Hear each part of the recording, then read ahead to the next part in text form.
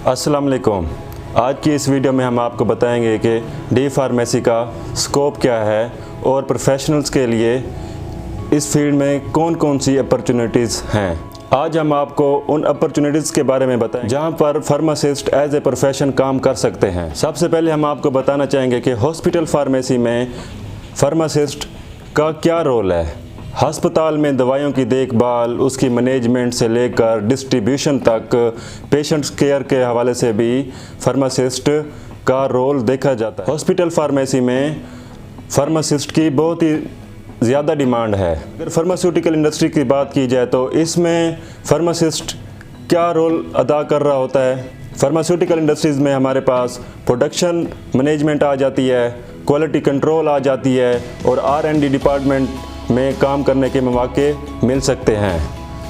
R&D में आपको नए नए तजर्बात करने को मिलते हैं ताकि पेशेंट्स की कंप्लायंस को आसान बनाया जाए। क्वालिटी कंट्रोल डिपार्टमेंट होता है, प्रोडक्शन डिपार्टमेंट होता है, R&D डिपार्टमेंट होता है। इसमें काम करके आप एक प्रोफेशन चूज़ कर सकते हैं। फार्मेसी के स्कोप में रिटेल फार्मेसी भी आ जाती हैं। फार्मासिस्ट अपनी एक फार्मेसी एस्टेब्लिश कर सकता है और इसके साथ साथ वो एक अपनी चेन फार्मेसी भी डेवलप कर सकता है, क्योंकि फार्मासिस्ट के पास अपना लाइसेंस होता है और अथॉरिटीज़ उसके पास होती है। फार्मेसी ओपन कर सकता है या फिर चेन फार्मेसी भी डेवलप कर सकता है। अफेयर्स की बात की जाए तो दवाइयों की रजिस्ट्रेशन और लाइसेंसिंग के लिए ना एक फार्मासिस्ट की ज़रूरत होती है, एक प्रोफेशनल्स बंदे की ज़रूरत होती है जो कि डी फार्मेसी की होगी तो इस फील्ड में रजिस्ट्रेशन कर सकेगा, लाइसेंस प्रोवाइड कर सकेगा। और ये काम किसका होता है? एक फार्मासिस्ट का ही तो होता है। फार्मेसी का स्कोप ये भी है कि वो क्लिनिकल फार्मेसी में काम कर सकता है फार्मासिस्ट। वहाँ पर क्लिनिकल फार्मेसी में किस तरह से काम किया जा रहा होता है, डॉक्टर के साथ कोलैबोरेशन में रहते हैं, जहाँ पर फार्मासिस्ट दवाइयों के इस्तेमाल को मॉनिटर कर रहा होता है। पेशेंट केयर में भी इन्वॉल्व होता है। पेशेंट जब आता है तो वहाँ पर वो अपनी बीमारी के बारे में फार्मासिस्ट को बताता है। क्लिनिकल फार्मेसी में भी फार्मासिस्ट का एक निहायत ही अहम रोल है। अगर फार्मेसी के स्कोप की बात की जाए तो एकेडमिया में भी इसका निहायत ही उम्दा स्कोप है। हमें जो टीचर्स पढ़ा रहे होते हैं वो उन्होंने भी फार्मेसी की होती है। वो उनका इंटरेस्ट जिस फील्ड में होता है वो उस फील्ड में जाते हैं। उनका इंटरेस्ट अब पढ़ाने में है तो इस वजह से वो हमें पढ़ा रहे हैं। एकेडमिया में भी आप लोग जा सकते हैं। एकेडमिया मतलब कि यूनिवर्सिटीज़ में आप as a profession, as a teacher, professor जा सकते हैं। वहाँ पर जाकर आपको अपने स्टूडेंट्स को पढ़ाना होता है। पब्लिक हेल्थ में फार्मेसी का क्या स्कोप है, इसमें आपको ये बताया जाता है कि हेल्थ अवेयरनेस कैंपेन के लिए भी प्रोफेशनल्स की ज़रूरत होती है। फार्मेसी में, पब्लिक हेल्थ में एक फार्मासिस्ट का निहायत अहम रोल है। गवर्नमेंट के सेक्टर में भी फार्मेसी का स्कोप देखा जाता है। इसमें किस तरह स्कोप है गवर्नमेंट में?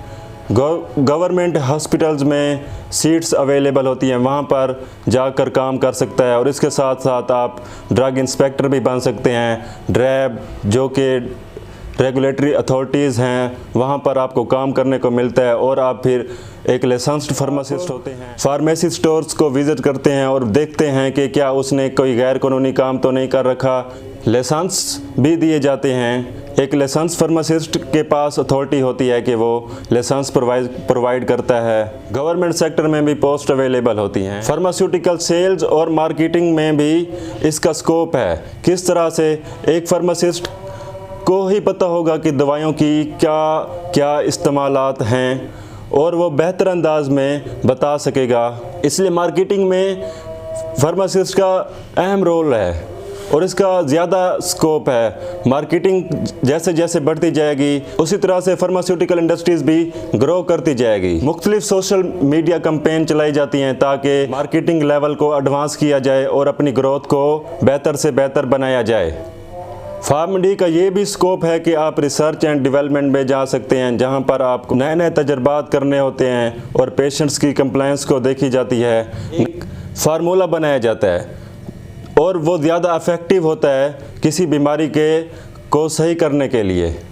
अगर एक वबा फूट पड़ी है तो उसको हमने ठीक करना है, उसके लिए केमिकल्स की ज़रूरत होती है। फार्मूला बनाए जाते हैं और उन केमिकल फार्मूलाज को अरेंजमेंट्स की जाती है कि कौन कौन से ऐसे अवामिल मिलेंगे कि हमें एक अलग सा फार्मूला मिल जाए और वो फिर R&D में काम कर रहे होते हैं।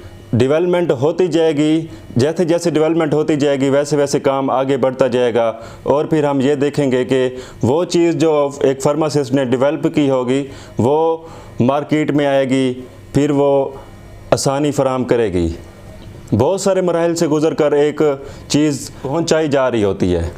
इन तमाम पॉइंट से आपको ये साबित होगा कि ये जो डी फार्मेसी है ये एक प्रोमिसिंग कैरियर अपॉर्चुनिटीज़ है। किस तरह से इसका वादा ही है कि आप इन सेक्टर्स में जा सकते हैं, पब्लिक सेक्टर्स में जा सकते हैं, गवर्नमेंट सेक्टर्स में जा सकते हैं, क्लिनिकल फार्मेसीज खोल सकते हैं, क्लिनिकल फार्मासिस्ट बन सकते हैं और फिर हॉस्पिटल में जा सकते हैं, फार्मास्यूटिकल इंडस्ट्रीज़ में जा सकते हैं। फार्मास्यूटिकल इंडस्ट्रीज़ में बहुत ही इसका फार्मेसी करने वालों लोगों का जान बढ़ा हुआ है। अब आपकी दिलचस्पी है कि आप किस फील्ड में जाना चाहते हैं। हमारा मकसद था आपको बताना और जिस फील्ड में आपका इंटरेस्ट हो उस फील्ड में आप जाएं। अगर आप ये चाहते हैं कि जिस फील्ड में आप जा रहे हैं और आपको ये पता नहीं है कि उस फील्ड में किस तरह से इन होना है, अगर आप हमें कमेंट सेक्शन में बताएंगे तो हम आप लोगों को उस पर वीडियो भी बनाकर दे देंगे। उम्मीद है आपको ये वीडियो अच्छी लगी होगी। अगर आपको हमारी ये वीडियो अच्छी लगी है तो चैनल को सब्सक्राइब करें और वीडियो को लाइक करें। अगर आपके कोई क्वेश्चन है तो आप वो हमसे कमेंट सेक्शन में पूछ सकते हैं, हम आपको बेहतर अंदाज में जवाब देने की कोशिश करेंगे। Thank you for watching our video.